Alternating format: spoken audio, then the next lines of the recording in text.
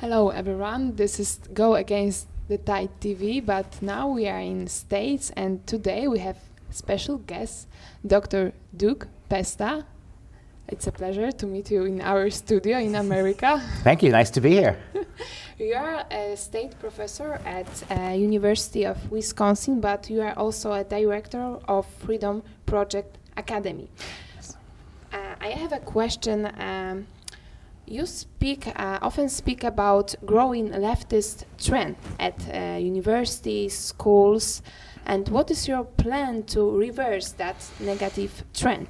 Yes, in America, our universities have been in the hands of leftists and very socialist, Marxist leftists for about 50 years. And we're only now beginning to see it affect our politics. So what's happening is we've had 2 or 3 generations of American kids who have been patriotic Americans, they're Christians, most of them, but they go to universities and 4 years later they come out anti-God, anti-country, anti-Western culture. So one of the things we did to try to fix that, as a university professor, by the time these kids get to me, they're 19, 20 years old, and they've had 20 years almost of indoctrination. So in order to get to have a better chance to change their minds, I got involved with Freedom Project. That's where we are. And Freedom Project is an online homeschool. From kindergarten all the way through high school. We could do all the educating of the kids before they get to college. And we are a classical school, we're a Christian school, we're a patriotic school. So we're trying to educate kids so that by the time they get to college, they have a solid foundation in liberty and freedom, so that we have a much better chance of holding on to them. And so one of the nice things about America still, and I know it's a little harder for you in Poland, is homeschooling. Yeah. Every state, all 50 states in this country allow us to homeschool. You can, at any point in time, walk your kid out of the public school, the government school, and teach them at home. And so as bad as the schools are getting, the more we can encourage parents to take responsibility themselves, the better it's going to be. So you promote also homeschooling by Freedom Project Academy. Yes, ma'am. What we do is, there's a lot of moms and dads who want to homeschool, but it's hard, right? I mean, they have to work jobs and they have to be out of the house. And most moms and dads, they feel like they can teach 2nd and 3rd and 4th graders, right? But what happens in high school when you want to give your kid a chemistry class or a calculus class? So we can provide all those classes, and for some families, we just provide the upper grades. Because what we do is we have live teachers teaching through the computer. No recorded lessons or no discs in the computer. We have real teachers teaching in real time. And so that helps parents. It allows these kids to have a real teacher experience. And for certain subjects that a mom and dad may not feel that they can do, we can do it for them. Great. Yes, and in Poland, as you mentioned, homeschooling is more difficult to do. Because our government, we thought it is a patriotic government, but when they got the power, they made homeschooling more difficult. So right now there is a situation in Poland like you have to go to psychologist to get the permission for homeschooling. You have to go with your kids, of course. And right now there is more difficult because you have to find a psychologist which is working for government, not private one. And you have to find a school in your district. So it's very difficult because there are few schools that they want homeschoolers in their school. So I mean, you see how difficult that is, right? Yeah. You have to talk to a state psychologist who's already on the side of the state, right? Yes. And the school districts don't want you to homeschool. Yes, we are aware of this here. You know, we see this in our country as well. We're very aware in America that a lot of the Eastern Europe, the Czechs, for instance, too, very liberty-minded people, but the government oftentimes is still infiltrated by the old holdovers from the Soviet days. And one of the things that we have a problem with all throughout Europe, we were very much against the European Union. It's a bad idea, right? That you're going to subordinate national sovereignty to some broad power. and that kind of authoritarianism lingers on. So luckily, we have a very vocal and active homeschool community here, and we're constantly pushing back when the government tries. In places like California, very liberal states, which remind me of Western European countries, that's right. sadly. And what we see in places like California is the government is constantly trying to do that, trying to erode family freedom. The real thing is that I would say to my Polish friends is, and if we can get you there, this would be great. They should be asking you, the government, permission to educate your kids. We shouldn't have to go to them for our kids and get their permission. That's what we want to instate, a world where moms and dads have the right to educate their kids. The state has to ask your permission. That's a better world, I think. Thank you, because it's very important, because in Poland many parents have thinking that children belong to government after you raise them till, I don't know, 5. Right, the minute they get old enough to think, government propaganda, right? Yes, that's right. We know that. So it's very precious what you said for us. And can you tell us, because you were talking about at your lecture a few days ago, about critical thinking, is it a main goal to... Education, I don't care whose education. I mean, if education isn't based on teaching kids how to think. Our motto for our school is we teach kids how to think, not what to think. Propaganda is a bad thing, right? And it's even worse when it's initiated by governments. And so I believe that if you expose kids to the history of Western culture, and I said in my lecture on Friday, and I mean this so sincerely, I had a good education growing up, and I had a Catholic education. And in America, the Catholic schools are usually pretty good, right? They're better than the public schools. We learned about Poland, and we learned about Jan Sobieski. We learned about the partitioning of Poland in 3. We've learned about that. So you know as well as I do that if we expose kids to the faith, if we expose kids to the great books of Western culture, from the Greeks and Romans, and from the Bible all the way forward, the best that the Western world has done, and teach them how to read those books, we know that those kids are going to be patriots, that they're going to value freedom, that they are going to follow the cross. We know that. And so what schools are doing, and European schools have been doing it for a long time, obviously Soviet schools, and fascist schools do, they provide you a view of history where you are not allowed to think critically. You're not allowed to challenge, you're not allowed to argue, you're not allowed to disagree. They put books in front of you that reinforce the state and reinforce the socialist model. And that's lazy. Not only is it not thinking, it's lazy, right? And it's to do that to little children is criminal. So in our school, we don't teach propaganda from the right. We don't teach kids that conservatism is the only way. We show kids the great arguments. We show them the books and we let them choose. And we know from history that 99 times out of 100, if you expose kids to liberty, to freedom, to individuality, not collectivism, kids get it. We believe in God, of course. We are Christians, and we know that God made every child an individual. They did not make children to be cogs in a machine. And that's the truly horrifying thing about it. In Nazi Germany, and in the Bolsheviks did this too, they had parents, the KGB, they had parents, little children were ratting out their parents, right? They were going to the state to say, my father and mother are saying this at age 7 and 9 and 11, and the KGB sweeps in and takes the parents away. That's horrifying. Education must be about allowing children to become the individuals God made them. And if you do that, I think more often than not, dramatically more often than not, they'll become down on the side of God and country. During your lecture, you mentioned that more than 50% of millennials in United States shows themselves as socialists. And you mentioned also about your idea, Freedom Project Academy, but if education is could be enough to change the mentality of young generation.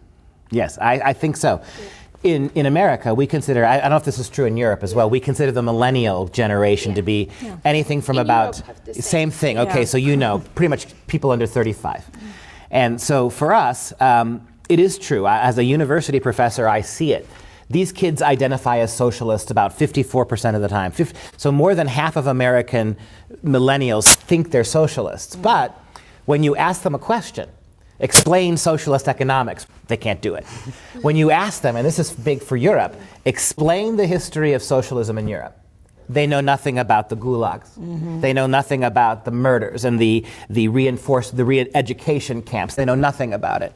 So these kids are socialists because they have been told socialism is good, but they have no evidence. In my classes, I can take a kid, a 21-year-old student, who has only heard the positive side of socialism. And in 2 months, by simply showing them history, I can get them to reject it. The problem is no one's doing that. But it's not just socialism. God. I mean, at the universities, they're very anti-God. So about 55% of millennials believe that astrology is true, right? That the stars control our destinies. And only 35% of American millennials believe in God. So almost significantly more millennials believe in the abstract power of the stars and actually believe in a God. And I point out to them all the time, so you're going to take an inanimate object like a star, a dead thing, and you're going to empower it like it were God, but you'll ignore God. And so when you make those arguments, that's critical thinking, right? Does it make sense that a ball of gas circling around is going to have some control over your life? Or does it make more sense that the God who made that, right? So that's kind of how you get them to think critically and move them towards getting rid of the obvious bias. And think about that. This is America. This is still in many ways the freest country in the history of the world. And yet we're educating our kids to turn their back on those things because we're not giving them the tools to think critically. Maybe this role for our country, for Poland, to show Americans, young people, what are the fruits of socialism. Yes. I mean, that's it. I think the single biggest reason Americans don't understand and aren't more outraged by what's happening in our schools is we've not lived through what you've lived through. I mean, it's a blessing that, not since the Civil War, which was an American war, have we really had a war fought in this country. In fact, in our 240-year history, the only real war we've had in this country is the Civil War, which was American versus American. We don't know what it's like to have an invading army. We don't know what it's like even unlike Britain in World War II, where the bombs rained down on London. None of that happened here. The Nazis the Japanese never made it past Hawaii. So we don't understand just how expensive intellectually freedom is, how much more. One of my favorite quotes from the American founding fathers, one of the founding fathers of our country said that the American Republic was created for a moral and an educated people. A people of God and a people of intellect, critical thinking. As God begins to recede from our culture, and as education becomes more propaganda than critical thinking, we shouldn't be surprised that we're moving in a pagan and in a socialist manner, and we've got to fix that. I would like to ask you back to Freedom Project. What is the parents' role in this project? Well, that's a great question. So it would seem almost kind of hypocritical, right? That we condemn strangers teaching our kids, and then we immediately turn our kids over to us. And that's why the nice thing about Freedom Project is we have live teachers, but we record every lesson. So a mom or a dad who's got to be at work, they can come home in the evening and they can watch the class. They can see everything their kids are learning. So pretty much every second a kid is in school at Freedom Project, mom and dad can watch that themselves. And we get calls from moms. Moms will call us and say, hey, my kid was in your American history class and you got this fact wrong. And that's good because we can correct it. We also, even though we're a Christian school, we're non-denominational, right? So we don't push a particular faith background. We believe that those decisions belong to the parents. We want the parents to teach the kids their own particular faith, and we want the parents to be involved. And also, not only do we encourage parents, moms and dads who are home, we encourage them to sit in class with their kids live, so they're able to do that as well. And we have some parents who will join the class electronically and just kind of watch, so that you can see that. So we're very transparent, something that the government schools never are. They don't want you to know what's going on with your kids in the school. Also, another profound way modern schools are pulling parents away from children is sex, right? There's a lot of sexualization going on in American schools. Little kids, 5, 6, 7-year-olds, are now being exposed to transgenderism, homosexuality. They are being taught in at young ages, not just the biology of sex, but how to do it. Right? And the reason they're doing that is not because they're all progressive. It's because again, the Bolsheviks did this, and the communists did this, the Nazis did this. One of the best ways to divorce children from their parents is to break down innocence and modesty. If you can sexualize little kids, then you can divorce them from their parents. The parents' worldview, the parents' morality, the parents' religion. That's why we're doing it. And so at Freedom Project, we teach none of that. We believe it is the parents' role to teach the children sexual ethics and morality. The most we do is in their sophomore high school biology class. We teach them the biology of reproduction, and we leave the morality and the politics to the parents. We try to do all those things to allow the parents to have the primary say. Okay, can you say something to encourage Polish people to homeschool and not to give their children to government schools? Yeah, I do have some Polish blood in me. I'm very proud of it. I'm mostly Italian, but my wife tells me all the time, the stubborn part of me is my Polish part, right? And I know, I know about Polish people, and you should be as stubborn about your kids as you are everything else. They belong to you. You are their educators. You alone can give them your faith. No stranger, however well-meaning in a government school. I tell my American families this, I would say this to you in Poland. The single most important thing about being a parent is teaching. From the moment the baby is conceived, even while it's in the womb, right? You're playing music for it, you're talking to it. Everything we do as a parent is teaching. It's a teaching moment. Do not give up your teaching to strangers, right? And if you can't get your kids out of the government schools, if you can't remove them, what you can do is you can spend a few hours every night checking in with them, right?